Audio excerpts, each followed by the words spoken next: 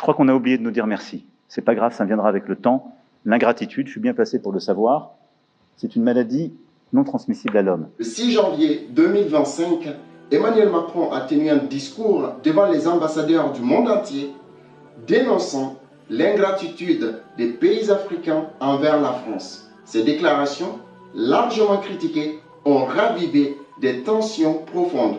Quelle est la portée géopolitique de ces propos? Un petit peu de contexte historique. La relation entre la France et l'Afrique se repose sur une histoire douloureuse et très complexe, marquée par la colonisation et le système de la France-Afrique.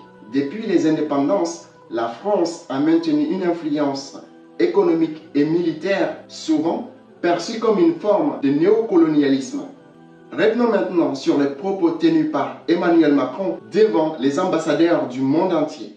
Non, la France n'est pas en recul en Afrique.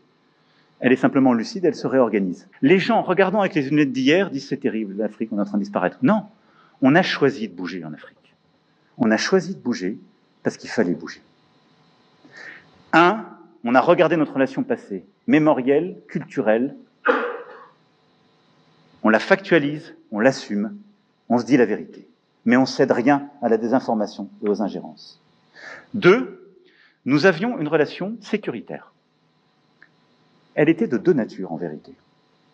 Il y a une partie, c'était notre engagement contre le terrorisme, depuis 2013. On avait raison.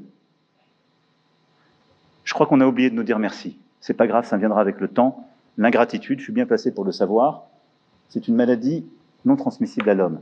Et je le dis pour tous les gouvernants africains qui n'ont pas eu le courage, vis-à-vis de leurs opinions publiques, de le porter, aucun d'entre eux ne serait aujourd'hui avec un pays souverain si l'armée française ne s'était pas déployée dans cette région.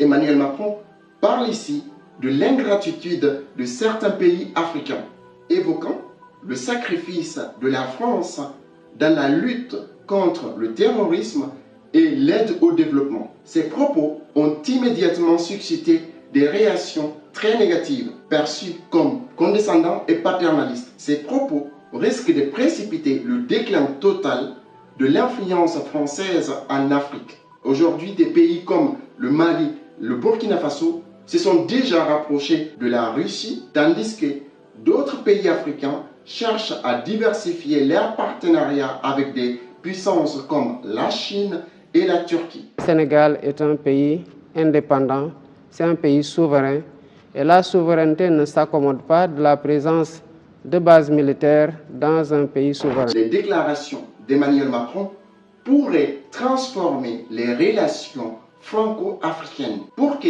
la France